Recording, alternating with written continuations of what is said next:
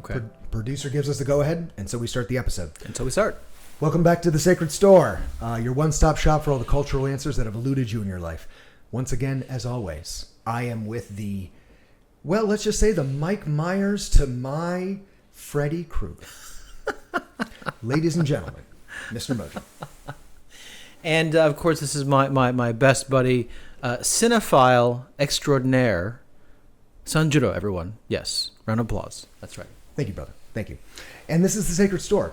Now, you're going to have to humor us this week because we just came off of Halloween. We had a Halloween episode we very much enjoyed making.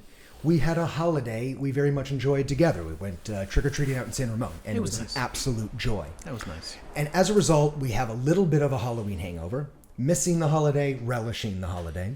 And we have decided to do essentially a follow-up episode, which is going to be about our favorite scary films. Now, we say scary. We don't really prefer the term horror simply because we're not into jump scares or gore. That isn't a big focus of what we're going to bring to the palette today. Right. And as a result, we kind of prefer the title scary, disturbing films, maybe psychological thrillers, if you will. Oh, yeah. I don't think we'd be doing honor to the genre if we called this our favorite horror films. I don't think that would work. So we're instead going to say our favorite films that mess with you. Our favorite films that maybe mess with you a little bit, sure, right? Yeah. And so as we've done in the past, we've created a little bit of a list. We're going to go down it and cover some of our highlights. And so, again, we're doing this in a lot of ways because we want to cheat on our homework. We just kind of read a whole bunch of books for another book report, and here comes this episode, and we already did the research. And so we just decided to go with it. So please humor us. I know a lot of our audience, especially for The Sacred Store, is usually going for a lot more of the softer feels, the more homey, the more feel-good serotonin stuff. I know this is going to go in a very hard opposite direction, but please share this episode with someone who likes these type of films. Share these insights with someone who maybe likes what our producer likes to call stressful entertainment sometimes. Let's just say maybe it makes you sweat. Maybe it gets you a little tense. That's kind of the purpose of some of these films. That's right. We thought we'd bring you in today and share some of our favorites with you. And I think if you are a fan of cinema, you will love this episode. Agreed. Right. Yes, right. Agreed. This is a cinemaphile episode for sure. That's right. For sure. So what we should do this time is we're going to do a little give and take. I'm not just going to go down my list. I'm going to do one of my films. You're going to do your next. We're going to do change up our format a little bit and share a little bit more of the airtime. But I am going to start off tonight with a film that for me was not only one of the first films to truly, truly scare me after an age where it became difficult to scare me. Now, in so many ways, we always talk about this. I'm a little bit of a Louise Belcher turned adult white man, but I share so many things in common with her little personality. And I can't tell you how many times I've explained my personality to people by going, I'm kind of a Louise Belcher. One of the things about Louise is she has trouble being scared. There's an entire episode about it because she just has a very crafty mind and she ends up dissecting things. So they make up an elaborate ruse in order to give her a nice little scare. It's absolutely one of my favorite episodes of Bob's Burgers. Right. However, I'm very similar when it comes to motion pictures. Now, before a certain age, I got scared by scenes in Ghostbusters, the original. You know, when hands come out of the sofa and, seem to sexually molest Sigourney Weaver. That really didn't sit well with me. But I was a little child at the time that came out. Past a certain age, it became very, very difficult to, in movie form, scare Michael. Oh, I see. Now, I like roller coasters. I like thrills of that kind. But when it comes to sitting me down for a movie and actually getting me scared or nervous or tense, it's difficult to do in that traditional genre method. Right. And so when a film comes along that actually challenges me on that level, it really scratches an itch. Right. Because everyone likes to be scared. Right. and challenged on that certain, if you're a cinemaphile, because that means you do search out stressful entertainment of a certain kind. And I wanted to be scared by films, but when you always see it from, or at least you attempt to see it from a filmmaker's perspective, there's certain tropes and certain methodologies that just don't work for you. I love Halloween, the original John Carpenter's first true masterpiece. Oh, sure. It's fantastic. It's a fun watch even today, but it doesn't scare me, And I appreciate the simple film techniques that were used to build tension and to build fear. They're so basic, and yet they've birthed endless number of films in that genre. Sure. And they're still delicious in their original form, and it still stands up. It's just not scary to me. Right. So when a film scares me, it sits on a high shelf. So the first film past a certain age that really scared me was Stanley Kubrick's The Shining. Right. And the reason I've come to understand was the exact reverse of the metal I was just talking about, in that when I understand how a film is made, it's suddenly not very scary to me. However, when a filmmaker is so meta, he can outthink that. Meaning, Kubrick broke standard filmmaking rules when making The Shining to create a type of subconscious tension within you that you don't know is building. Unlike a very obvious jump scare, Kubrick's lack of editing in The Shining builds tension. Now, I'll walk you through this. So, the biggest thing often covered on YouTube channels when this film is discussed is its use of what is known as liminal space. This idea that a large but limited space is constantly being explored visually in the film. Okay. Now, the reason for that is because it builds a type of subconscious tension that you don't even know is being built. Because in your mind, Kubrick is building this space. He's building this box. It's really a prison for your fears and your tensions. That is this in the body of this giant overlook manor. That is a summer hotel that, when the weather is good, is open for about 4 or 5 months of the year, and then the rest of the year is closed during the heavy winters. And a keeper needs to stay at the mansion and maintain it during those long months where you're essentially trapped in by the snow. There's so much food, there's electricity, but people don't come in and out, and you're stuck up at the house. And so they hire Jack Torrance, this very down on his luck individual who has had a rough history with alcoholism, that also brought him to the not on the verge, to child abuse, where he drinks too much and he hurts his poor little son. And Danny Torrance, who also happens to be a bit of a psychic, and the child can pick up on not only other people's psychic proclivities, but he can even see into stuff, into situations, into people. He calls it, he will come to call it The Shining when one of the cook of the Overland Hotel happens to share this talent with him. And he and Danny build a bond, and he kind of explains to Danny that, his mother back in the South, this is an older black man at the time of the filming, he would call it shining, and it's a type of psychic ability.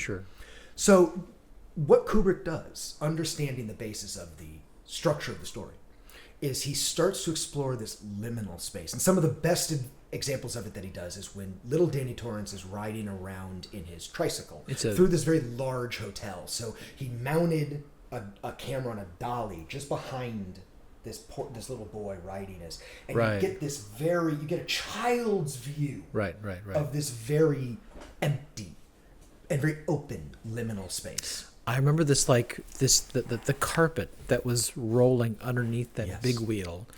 It looked almost violent. The design, right? That's what I recall from that film. I do. And what is really amazing is how little work Kubrick did to the space before he went in and worked with it, which is magnificent. It just goes to show he had that eye. Interesting. That was, I can use this. I can use this. Yeah. Well, that is the anvil. The hammer comes in the form of his lack of editing. Now, a lot of people, this is one of the analyses of this film I do not often see on formats like podcasts. And it is the idea that when you see something edited, and I will give an example by my own editing of this video, that you're used to a 1, 2, 3 cut. Right. 1, 2, 3 cut. Right. And it lulls you into this pattern that when a filmmaker decides to break that pattern, you don't realize, but it is building tension within the viewer. There's some conscious or subconscious part of the viewer who is saying, where is the cut? Where's the edit coming? Right. There should be another, wait a minute.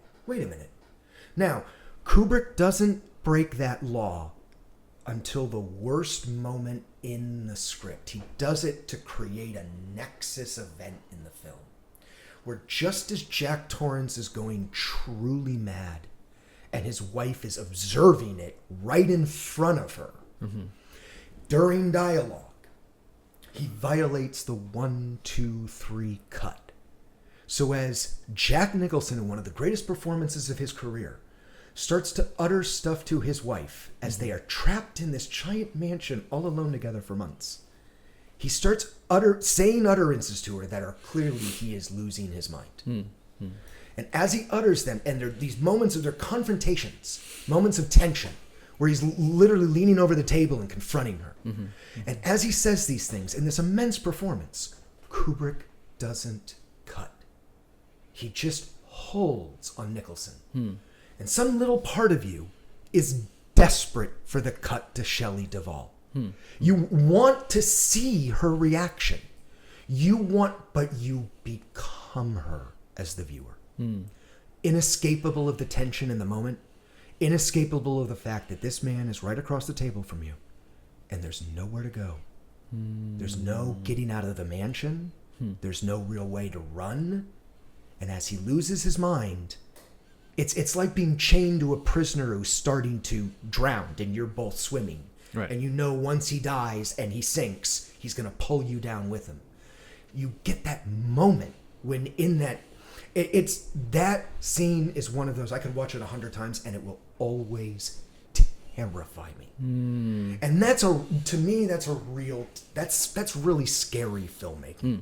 Not a jump scare. Okay. Not, some really good gore effects in the mirror. I love that scene in Poltergeist. I'm not trying to rip on it, but that's not really that scary to me. I remember even watching that scene in Poltergeist when I was a small child, and I knew that guy's face wasn't real, and I knew that was an effect, and it just didn't scare me. You can do great stuff with effects. You can do great stuff with a jump scare, but there's nothing like that psychological pinning of your audience. Right. And that's scary to me. That's truly, truly frightening. And that's why that film gets top marks for me. I think you're right. I think that there's a lot to be said for building tension in a film.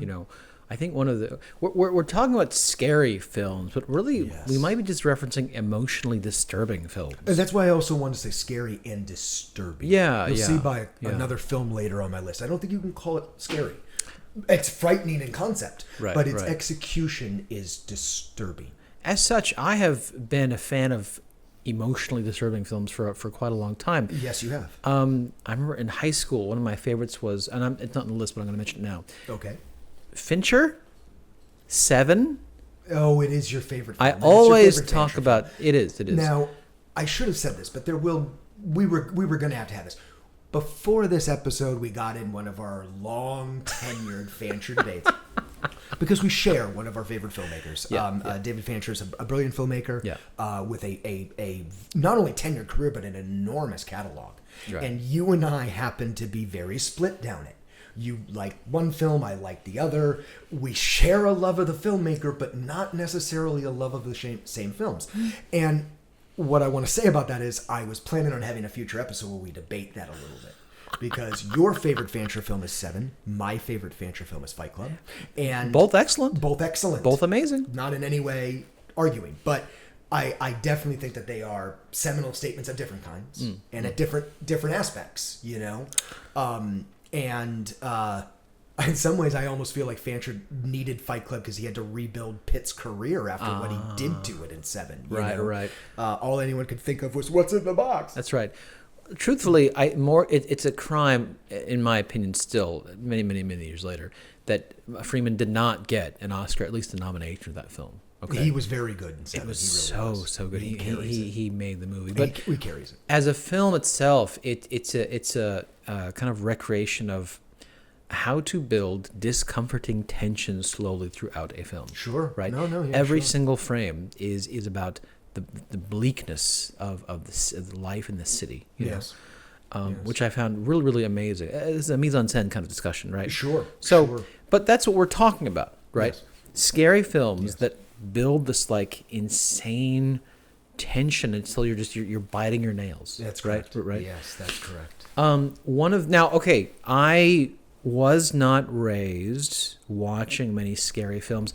I was a fan of films, but I wasn't really encouraged to watch scary stuff. You know what I'm saying? Yes. I'm going to let you go here because it is your turn, but I'm going to say something quick. It's why we wanted to say scary and disturbing films for the Sacred Store. We are not the proper stewards for horror and the genre. There are people who live and eat this, live and breathe it, and I don't really... When I'm looking to be entertained, only a small fraction of the time am I looking to be scared, and I already told you it's difficult for me to find that. So you don't watch a lot of scary films. I don't particularly like that angle of things because usually it fails to do so, and so as a result, you and I have a particular taste, which I think means the films who reach this list are pretty quality. They are, of course. But I also think it's why we do have to give that caveat. It's scary and disturbing films by guys who maybe don't specialize in it. You know? Well, we're not exactly, Tobe Hooper fanboys, put it that way. No, and no, I don't have Eli Roth's signature on some headshot somewhere in this place. No. There are many fanboys like that, and more power to them. More power to them. We are. I prefer to think of us as film experts. I'm a Kurosawa guy. Right. That's why I was given this nickname 20 years ago, because I forced everybody to watch his black and white films. I'm an Ozu guy myself in terms of Kurosawa versus Ozu, but hey, that's okay, right? So. One of the films in my early kind of, I would say, film watching appreciation career, it happened later, admittedly. Yeah. Okay. Yeah. But I love it to this day. It makes me so uncomfortable, and that is the zombie film 28 Days Later. It's a great film. Not a traditional zombie film. Yeah. No. Right. No. Zombie films, of course, are their own genre. They become their own genre. Right. But 28 Days Later, it again, not traditional zombies, running zombies, okay? Yes, running zombies, kind of which I always the prefer. Infection outbreak kind of zombies, right? Yep. But as a kind of theme that runs through my choice of films, the performances are so They good. are. You look Cillian at Murphy, birthing his star career. Right. A bold choice for the lead, And I think his performance is immensely strong. I even think to the lead colonel that they hired, of course, for the military band. He was in Thor: Dark World. What's his name? He's been in a ton of stuff. Yeah, and he's a brilliant actor. I'll put his name down in Okay. We'll have our little AI bot fix that for us. What I meant actually were the zombies. Yes, the zombies themselves. Yes. They, if you look at, it's a combination of makeup effects, of just physical tics, that the director gave them, Yes. and the idea that that this rage virus is so believable, but only in the quality performance from the zombies themselves. Yes. Right. Yes. It's a brilliant film on many levels, but also the fact that. What I find most scary, the scariest parts of movies are not monsters. Yes. They're not. No. They are literally what other people can do to other people. Certainly there's that. Right. For me, the twist at the end is pretty dark. We don't like to give away a lot of spoilers. We're encouraging, when we talk about these films, we're encouraging people to go see them. Please watch these films. I'm not going to give away the end and the twist, which is very dark, but is also very realistic. Oh, yeah. Now, again, not up my alley and why that movie's not on my list, but also again what we talked about last episode. I already mentioned this, that should infrastructure pipelines fail, anyway we're not going to repeat ourselves, but that's right. the sequence that they filmed in downtown London very early in the morning, where they cleared out the streets and had the double-decker bus empty, and again, you get these shots in main downtown areas completely deserted and emptied, and it gives you a very, very unsettling feeling. And I think 28 Days really, it deserves to be on the shelf, if not for that shot alone and those sequences alone, which were quite brilliant. I really like the one on the rooftop with all the plastic containers like on the roof. Yes. That were all dry. Right. Because there's no rain in frickin' England, right? That was just pretty amazing. Yeah, crazy. Crazy. Yeah. No, good one, and a good addition to the list, for sure. So, I'm going to cover the next one very shortly because we already mentioned it in the last one. I just had to put it in this because it is on my Hall of Fame shelf, but we honestly cannot take up too much time with it. What I am going to mention is I showed you and Jimshi the opening scene to it just before we filmed, and you're desperate to now go home and watch it. I gotta watch it. Because I am going to say it has one of the greatest opening sequences of any movie I can ever remember. So again, we're going to John Carpenter's The Thing. I talked about this last week, so I'm not going to overhit this. I'm just going to say, brilliant concept. I definitely think it is John Carpenter's greatest performance as a director, where he truly batted a little above his weight. Not to rip on Carpenter, he was a little bit of an overinflated Roger Corman for his time, a bit of a B filmmaker. I know. I just talked about Halloween and 3 or 4 or 5 amazing films. So many people are going to kill me for that, but in a row, when he gets to The Thing, man, he's batting at Spielberg weight. It's so good, and if you haven't seen it. If it's a type of movie that no one ever mentioned that to me, you get on your streaming service. It's on Amazon Prime, as I know right now. Get on it. Watch The Thing. Kurt Russell's awesome in it. Yeah. He's got mad Han Solo vibes, and it's so good. You gotta see it. You just gotta see it. I think after seeing the first 4 minutes, I can say the moral of the film is that we should all learn the Norwegian language. That would have reduced the movie to just a few minutes. That's correct. Yeah. If they had just spoken Norwegian. Learn Norwegian. Yep. Obviously, right? Well, if you're going to explore Antarctica, if you're going to let's make that the rule. If you're going to Antarctica, learn Norwegian. Sure. Okay. Sure. Okay. So don't shoot the messenger. Yeah. A shout out to Rick Baker and the work that he did on that film. Once again, we said this last time, but I'll say it again. Physical effects are so difficult and laborious. American Werewolf in London. There are some other greats that deserve to be mentioned on this list, but The Thing is, for me, top 5 in terms of what is created in it. I gotta watch it. It's spectacular. I gotta watch it. Okay, we're gonna move on quick because we have a bunch of other films. We frankly covered that last. So we talked about the building of tension, yes, right, and performance, right? And I know this is a much maligned film, and we're gonna have to make another episode about this to totally explore the topic. Well, I'm angry you're gonna mention it, which is almost why I'm gonna whitewash it with my superstar film directly after. So go ahead. That's okay. Okay, I saw the Blair Witch Project in '99 in the theater. Right. Okay, and this is at a time when this is pre-internet where people really didn't know what the heck was going on. No, and no one knew what found footage was. That's right. And certainly us film students, cinema verite, no one wants to. Right. Okay. So I just heard word of mouth. You got to see this film. It's really interesting. It's based on a true story. Okay, I'll go see it. Okay. Based on a true story. Yeah. And I didn't know a thing about it when I saw it. Okay. Right. But I was thoroughly impressed by the obvious stress of all the cast as they go through this very, very horrendous experience, right? Yes. And the filmmakers were able to, scare me and others, just with piles of rocks and stick figures and stuff. Oh no, certainly. Which I thought was really just that device itself was very impressive to me. Sure, you know what I'm saying? Sure. It wasn't a film about jump scares. It was not. It was a film literally about rising tension. It was among these 3 filmmakers, and it was cinema verite driven by performance, right? And yes, I was not one of those who got sick by watching it. I was not. Luckily, okay. Well, a lot of that motion. There were people who had motion problems, and I understand that. Yes. I was lucky I did not. But man, it was a very, very effective film for again, just like sticks and rocks. Right. You know what I'm saying? Right. And I think fueled by the fact that the filmmakers were literally messing with the castmates. The cast did not know what was happening next. Some of that tension comes across on screen, and if I think there's anything that really explains the phenomenon, I think it's somewhere in there. Right. I think it's somewhere in there. Right. So I'm on the other side of this. In 1999, I was in film school myself, and I was part of the camp that this is what entertains people now. This is how pathetic film's growing into. What an erudite! My goodness. Me and my crew, we hate it. I went to that film, and in fact, you talked about films you walked out of. I walked out of Blair Witch, threw stuff at the screen. Oh my! I yelled at everybody in the theater. You're all idiots. This is the world's worst movie. And I walked out. Okay, now tell me, why did you not find it effective? Why? Well, I think again, you have to go to the heart of what I'm talking about. In that, I don't find scary movies scary normally.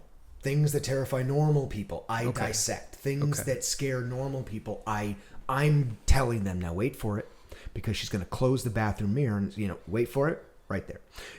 I ruin these movies for people. Blair Witch was 10 times worse. But why? Not that it was predictable, but just simply that none of it worked on me, man. Like no tension building. Really? I know it's not a true story. I know it's supposed to be cinema verite. So to me, it just looked like, my friends and I would have made this better. How did anyone buy this? How did a distributor buy this and put it on the big screen? Interesting. I really hated it. Interesting. I really, really, really hated it. I'll be honest. I've seen since that I've looked at with a little bit more of an honest eye. I think maybe I can see where some of the phenomenon comes from, but I'm not gonna lie. I would call it a paper tiger. Like, for instance, I'm not recommending it to our audience. To the Sacred Store audience, I would say you can do better. I don't think that film aged well. I think that was stuck in 1999. Okay. I think if you watch it now, I don't think it's a very good film. Like, even, for instance, a better found footage film would be VHS, but that's not even very, that's not nowhere close to being on my list. And it's 10 times better than the Blair Witch Project in terms of a scary found footage movie. Did you see the paranormal? What are they called? The Paranormal Experience? Paranormal Activity? No. Yeah. All that's nanny cam stuff, and that doesn't scare me either. Okay. So can't scare me with nanny cam footage. Like, you haven't seen it. I need Jack Nicholson giving the performance of his career with one of the greatest filmmakers ever firing his editor so he does it himself because it's gonna be that brilliant. Then you scare me, man. We have high standards. High standards in the Sacred Store. Not standards. This Blair Witch stuff. So I'm gonna counter now. Okay, with go ahead. Citizen Kane of scary movies that luckily comes from the 21st century. We're fortunate that it has its feet in the 21st century because it is very modern and played brilliantly for a modern audience. I saw this from your recommendation, and I agree. I agree with you. I love it. It is an excellent film. This is Robert Eddgars' debut film, The Witch, 2016, which was the premiere of Anya Taylor-Joy's career. Right. She was a very young, right on, I think at the cusp of turning 16 to 17 during the filming. Sure. And her performance is brilliant. To a point where I think every single person watching it knows they're watching a future next level superstar. Yes. And then the effort. Okay, the theory on the Sacred Store is this. It really doesn't matter how brilliant you are as a filmmaker. It really doesn't matter the money they put into your project. There's one thing that makes art great. It's love. The people who make it, the people involved, maybe even the people financing, need to love it. They got to love it. Love it in a way that they're going to put more into it. You paid me for the hours. I came here and I did this. Real film that makes lasting, impactful art is given love. Love beyond the paycheck. Love beyond the timesheet. Love beyond the budget balance. Every single film you and I have ever talked about, that's what it got. On set, in production, whether it was the writer, whether it was the director, whether it was the actors, usually a combination of all of them, it got love. This film, The Witch, got love. Love on a higher level, man. Everyone involved in it got caught up in it. Now, Robert Eddgars is an obsessive filmmaker who went through reams of historical documents from the late 17th century. For those of you who don't know, that's actually the 1600s, of when this country was a Puritan colony. And the only people who were here were indigenous or European religious fanatics. Sure. People so crazy in their belief that they literally couldn't make it work in Europe. They had to go to the wilderness. Right. So their piousness could... Okay. I love my country, folks, but there should be zero pride in that we're born from cultists. We are born from lunatic believer cultists who were so crazy in what they wanted to do, they went out into the freaking wilderness. Well, born from, but there's still quite a bit of them around, you know. They're not watching us. That's a different episode. They're not watching us. Perhaps. So the point being is, this film is designed to mess with you on a bunch of levels. The first level is that it is a masterful period piece. And what I was trying to say is that Robert Eddgars had gotten dialogue from court documents from the 1600s of where they put people on trial, usually for a type of religious malfeasance. You didn't adhere to the gospel enough. You're not adhering to the tenets of whatever, and they would ostracize them from the community. There were these actual court records, and the film starts with almost a verbatim recreation of one of these ostracies. I see. Where a family who just thought that they were above everyone else. It's not enough that we sailed from Europe. It's not enough that we are invading another continent. The rest of you are not good enough to lick my... You're not Christians. You're not as pious as me. What I liked is that they never really go into detail as to what the kind of conflict was. No, it's because it's clear it's simply about the self-righteousness. Right. It isn't about the detail. Right. Because it clearly had to be about a little bit of rent being paid or someone not wearing the right thing or someone... Something. But what it became was about... Now, Thomason is the main character. That's Anna Taylor-Joy's character name. Her father is rife with religious pride. That he just thinks he is the Christian of Christians. Sure. And everyone else is a pale comparison Sure. to his brilliance and his wife's brilliance. Sure. To the point where the rest of this is like a colony on a foreign continent has to kick him out. Right. Right. And they go into the wilderness. Not just the wilderness, but the wilderness of the wilderness, right? And of course, the wilderness of the wilderness. Right. And of course, what you get from the course of the film is that all he's good at is cutting wood. He can't farm. He can't hunt. He's a sweet man. He is a sweet man, actually. In the end, he gives terrible penance for his children, and he feels terrible for what has happened. Right. And he knows it's his religious pride in the end when he confesses and crumbles in the beginning of the third act. You feel terrible for him, but it's all that primrose path. Now, here's the point of the story. Okay.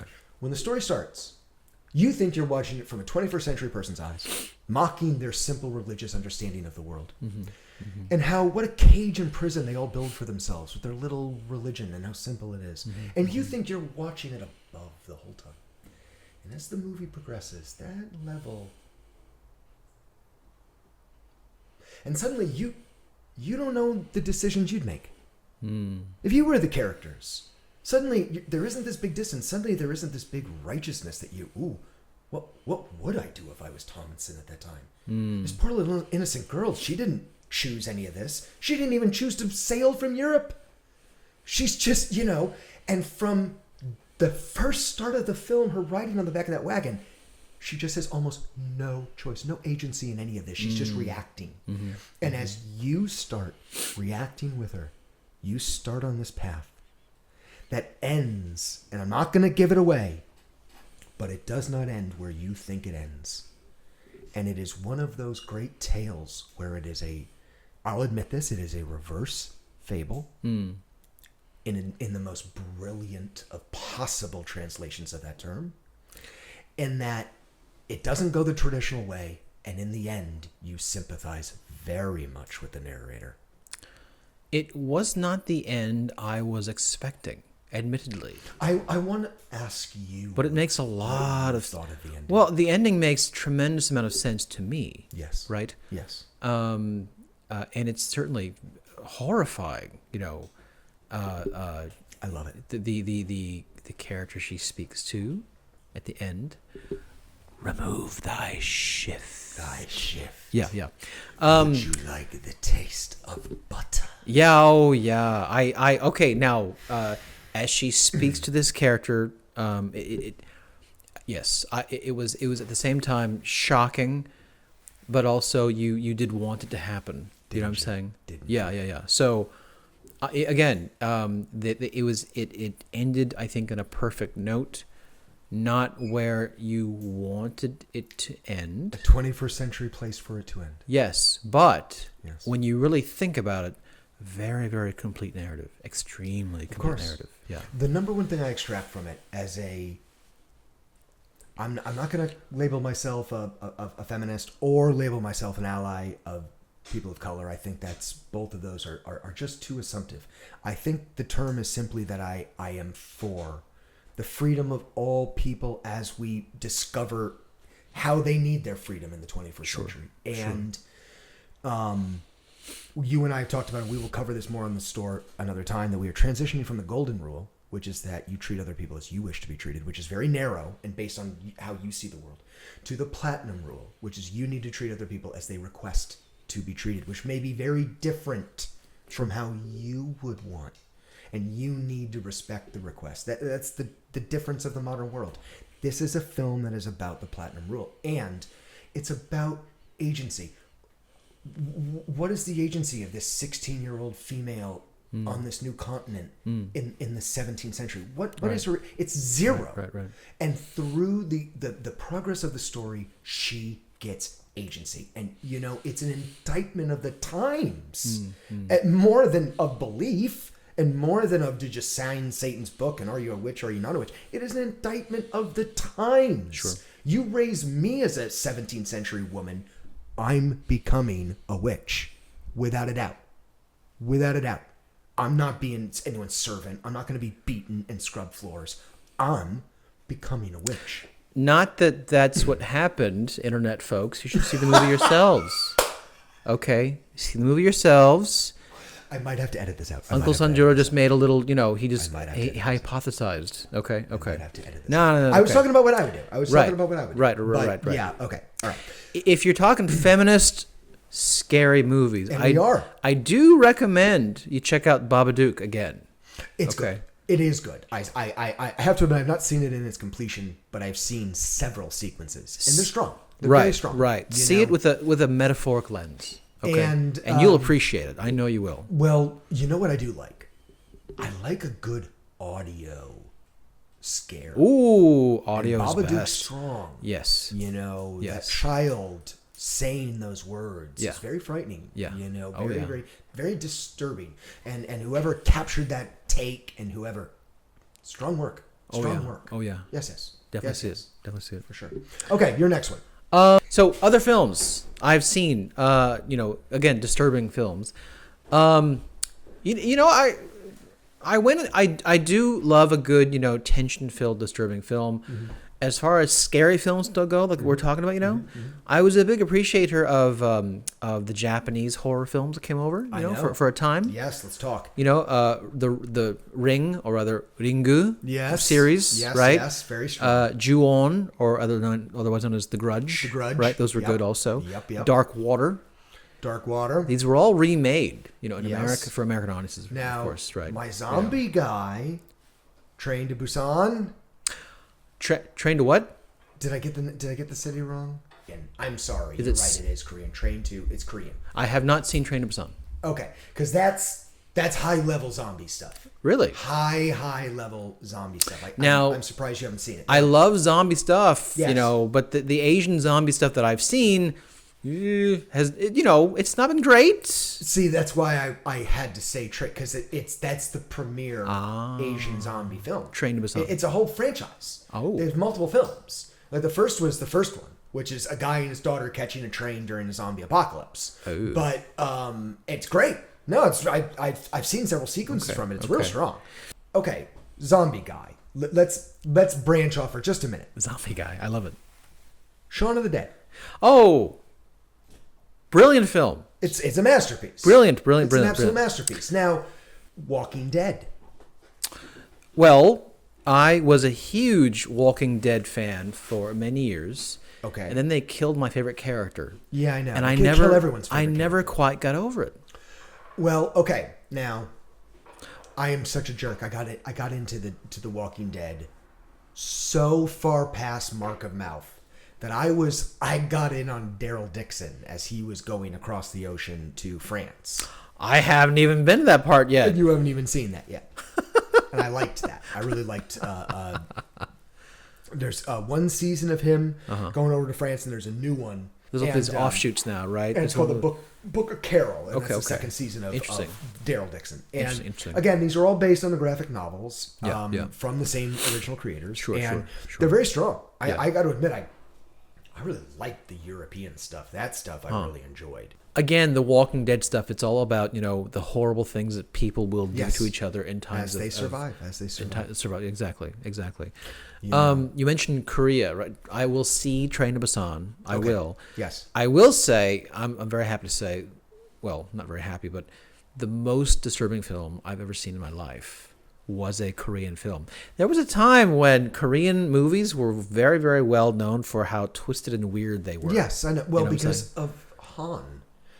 Only the people who can understand what is like an appreciation of eternal suffering, a strange savoring of eternal suffering. Sure. That the Koreans call Han. It's an innate part of all Korean people, which is that greatness comes from suffering, and greatness comes from a deep suffering that is almost beyond understanding.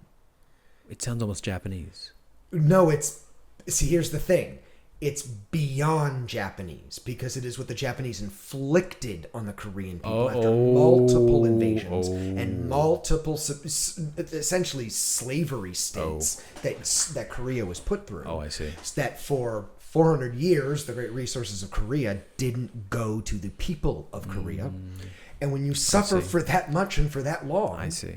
They create this concept called Han, H-A-H-N, and it is the idea that true greatness cannot come from any place other than deep sorrow. Which perfectly encapsulates this film I'm about to tell you about. It's called I Saw the Devil.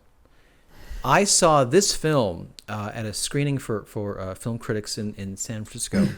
And there had to be an MC before the film and apologize. Oh, God. What you're about to see, only the truly like Roman Polanski. Freakiest people will enjoy. And I'm glad you folks are here to see it. Roman wouldn't apologize, of course. Roman would be like, we were at an orgy going later. Right. Sorry. So, and in this film, it just features the most twisted, horrible things you'll ever think of. It's got everything. It's got cannibalism. It's got a serial killer, destroying this pregnant lady.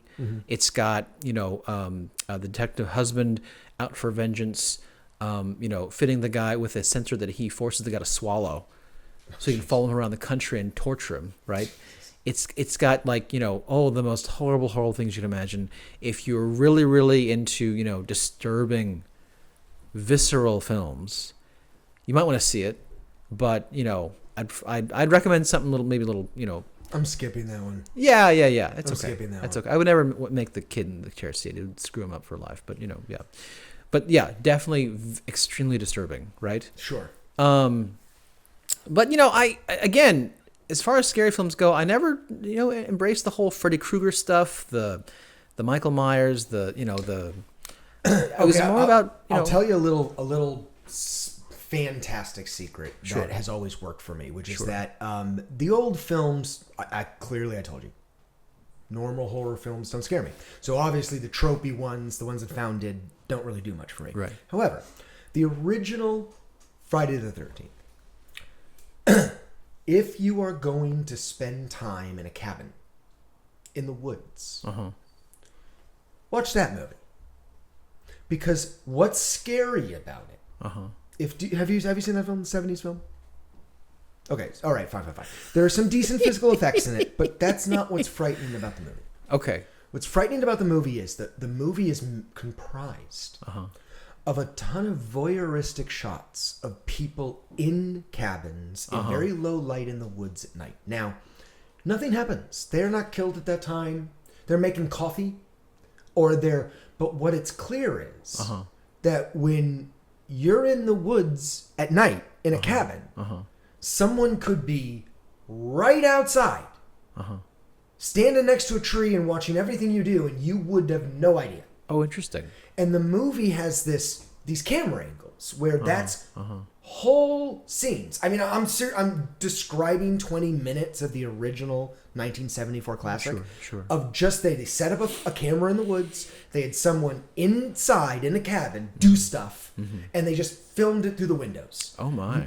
Like I said, making coffee, going to the bathroom, doing stuff, Again, I grew up in Lake Tahoe in my summers with my dad. Oh. And I loved it, and it was very non-frightening. But when I first watched that movie for the first time, and I was young, I was about 10. Oh. It brought all the times that I was in Lake Tahoe in that situation, and someone could have just been standing right. I wouldn't have known. Oh my! And it could have been a guy with a hockey mask. It could have been so. I don't find the movie particularly scary, except if I'm going to Tahoe, if I'm going to be staying at a cabin, and I watch that movie. Suddenly, the next night, I go to make myself coffee in the cabin, and I literally have a panic attack because I look out the windows and I'm realizing. That it's certain circumstances. Now the other one is too. I love the original film Jaws, Steven Spielberg's masterpiece, 1974. Right. Go swimming in the ocean, especially go swimming in the northeast of the ocean just after you've seen that movie. No, go off a dock or go like with a fishing boat. Just go out and just go for a swim right after you see that movie. We talk about morals of the story. I think that the moral in the first 20 minutes is if the mayor tells you, "Hey, go for a swim," don't go for a swim. If the mayor's on the beach telling you to go out in the water, that's a stupid idea. Don't listen to the mayor, okay? There are these great lessons of the original Spielberg and Lucas films. Right. That have everything to do with how really good filmmakers make great stuff when you literally pressurize and almost take away fundamental aspects that they need to work around. Oh. Lucas was hemmed by budgetary issues, studio edits to the screenplay, all kinds of stuff that hampered both the first productions of Star Wars, 77's A New Hope, we always called it Star Wars, and Empire. Both those films are masterpieces. The studio gave him no hands-on for Return of the Jedi. No one touched him. He put all ILM money up for that. The movie's so weak and has some strong points, but without that tension, without that pushback on all those other levels, the movie was very weak. And then you get to the prequels where no one can question him and no one can edit anything out because it's his own money. And he shits the bed as a director, and he just is terrible on all these other levels because he doesn't have those other pressure points. Right. And then you rewind for Spielberg, and he gets a broken shark. That just won't work and isn't going to look good on camera. And he makes the scariest shark movie of all time with no shark in it. Did I ever tell you the first time I saw Jaws was at the beginnings of COVID? Mm-hmm. And I realized it's the perfect COVID film. I hear it. Well, okay, to an extent. Yes. To an extent, because it is about everyone out of the water. We can't do these public things anymore. We can't, Well, it's about an invisible enemy that people don't even the business people don't want to believe it. Yeah. Right? Come back out. Which is why the mayor is saying, "Hey, everyone, go back in the water. It's okay. It's okay. Hey, it's okay." It's not okay. Spoiler alert! It wasn't okay. Right. My boy was alive. That's right. And you knew. That's so good. Perfect COVID film. Yes. Yeah, but I agree, man. The Kruger, the head out the TV, the blood splashing, and it's okay for its effects, but it's not really scary. You know, the mise en scène, the composition of a shot. Yes. The techniques involved. It has a lot to do with building, you know, tension. Sure. You know, you didn't mention it in The Witch, which I read about. Okay. He used mostly natural lighting with this film. It's nuts. That's why it looks so bleak. The woods look so bleak. So bleak. Also, he used a lot of candlelight, right? Yeah. Which makes it just look very, very, very, very authentic. You know, very authentic. I'm a period piece guy. Yeah. You know, as our audience gets to know us both. Yeah. You know, one of the things that I love most about film is it's the only real time machine in the world. And I am an historian. I am obsessed with real 21st century history sabermetrics that get to the heart of stuff, not this stilted European history that everyone's read forever. I like the real stuff that brings back the greatness of Mesoamerica and doesn't shame them for their religious beliefs or practices. And, you know, just again, these great understandings of history. And The Witch is one of the greatest period pieces I've ever seen, on top of being so frightening and on top of the performances being so strong. But that's the unbelievable mantle that it sits on, is that it is this masterful time machine that takes you back to the 17th century. Even how people talk, you know, and the prison that their beliefs were. Sure. So one of the biggest things to understand is that all indigenous societies, my ancient Celtic Irish, they all have this understanding of the fear that the woods bring. When you go into untamed woods, there's a fear that is in there. And it's very innate, natural, because woods are actually designed to consume you, whether it's the predators within it or what. But you're not supposed to thrive in there until you cut some trees down and until you tame that forest. So when you're in it, you can find some peace. I'm many times in Muir Woods, but that's a park. I've been in raw woods many times in my life. There's a fear in them. And if you don't know yourself, if you don't understand that I know my shoes, I know where I'm going, compass, it's all good. The forest will lure you into this very fearful place. Oh, yeah. Yeah. And The Witch features this amazing sequence when the dad brings his son into the forest to try and go find, food, to try and find rabbits, really. And in the forest, his son, Caleb, has a spiritual meltdown. Right. A psychological, because his little baby brother died. Yeah. And he thinks he's burning in hell. Sure. And it's this, terrible gap in their mythology and their belief system. And he's just a little boy, but he gets the fear of the woods all caught up in it. And he turns to his dad and, is my baby brother burning in hell? He didn't do anything wrong. And it's such a great sequence about, in all honesty, what the founders of this country, good or bad, pushing out the indigenous, bringing in the European, what they went through and what they really faced, their belief system and all.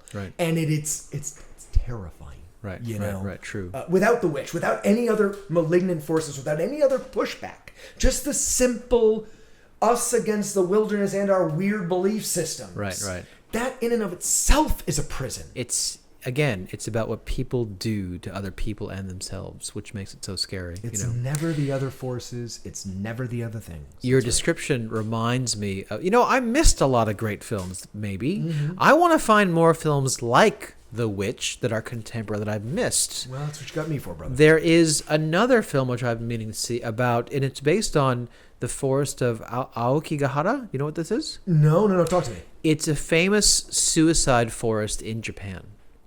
Oh, sure. True story. Oh, sure. People go there and to commit suicide. Right. They found bodies and bodies and bodies in this forest. It's dark. And no one really knows why all these people go there.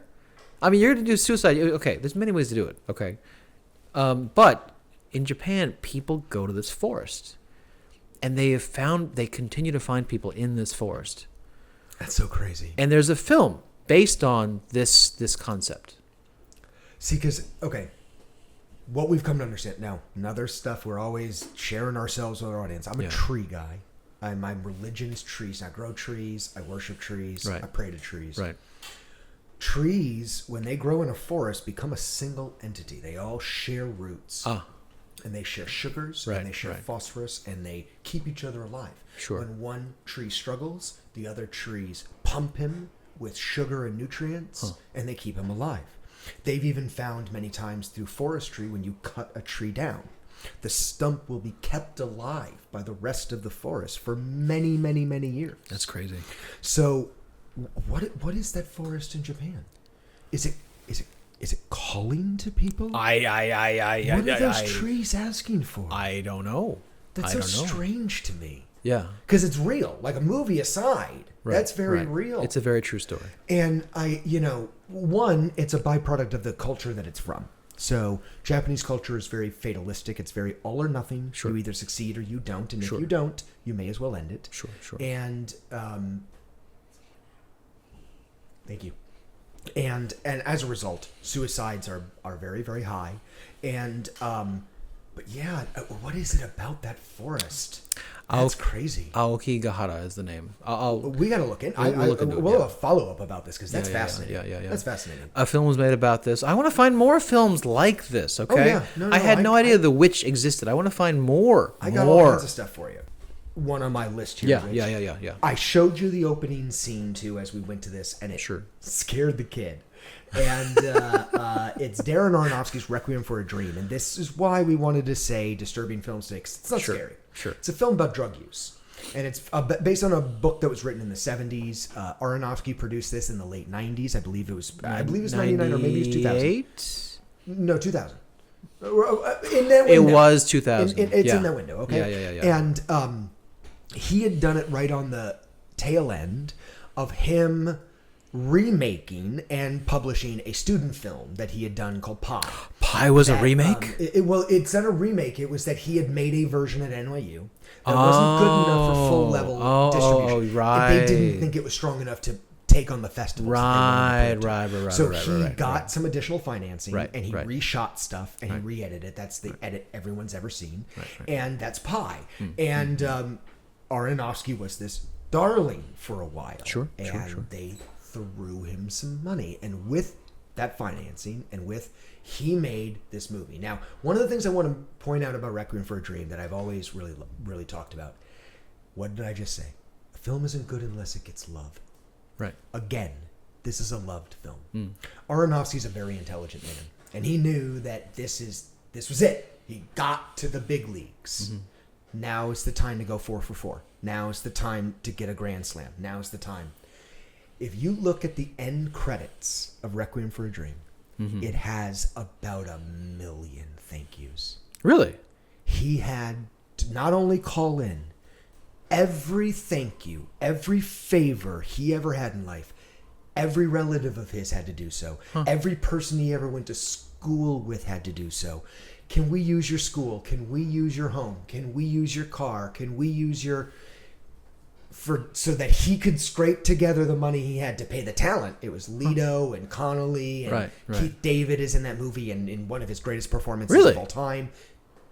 That dude's in everything. Did you not know Keith David is the predatory? I love this guy, but I didn't know he was in that. Okay, again, I'm a bad film student. That's true. So Requiem is one of my highest recommendations. However, there's no recommendation that comes with a larger warning for me. I watched multiple films in film school with large groups of people, like theaters of people. Sure. I would turn and I would look at their reactions to things. And they'd be sleeping. Most of the time. Now. That was me. There were a handful of films that I saw people have very serious reactions to. Yeah. Okay? Now, The Exorcist is one of them. People have to this day, they have reactions to The Exorcist that, what? But the modern one, the one that nobody's ready for, is Requiem. And it is because of it's made by a brilliant filmmaker, edited, filmed. It creates this tidal swirl, like a flushing toilet, that you get caught in. And you don't know you're going, you don't know. But then you get to the third act and you're right to the moment where you're going into the drainage system. And you're like, what did I get myself into? What did I get myself into? Oh, interesting. I don't even know if I want to watch this movie anymore, but I gotta finish this now. Huh. And so it comes with a warning label. Huh. I normally don't recommend films with a warning label. This Requiem for a Dream comes with a warning label. It's Interesting. very scarring. Interesting. When I watched it at film school, I almost saw a kid puke off of it. Like, I'm not kidding. I almost saw a kid who, when they get to this one sequence, with Jennifer Connelly, he was going to throw up. He was going to throw up. Well, now I'm kind of don't want to see it. But I will see it. And it's and it will linger with you. When you turn the movie off. Okay. It will linger with you. Interesting. The next day, you're going to think about it. The next week, you're going to be like, I'm really glad that's not my life. Well, I love those kind of films. If I can still think of a movie like, a day, a week, a month, years after, those are the best kinds of films, dude. Clearly, you stayed awake for more movies in film school than I did. Clearly. Well. Obviously. If not to watch the reactions of the other kids in class. So I hope you guys got some good recommendations. I hope you guys got some good ideas for films that you may be able to see and maybe that will raise the hairs on your back of your neck or stir the psychological spoon inside. Either way, we hope that we gave you something to chew on. But again, this is Sacred Store. It's always our job to tell you about the culture that is sacred to us. The real magic is for you to go and find the culture that is sacred to you, and perhaps the insight that we have given you today may help you find it. So come back and join us, and we'll help you try again. Thank you. Thanks so much.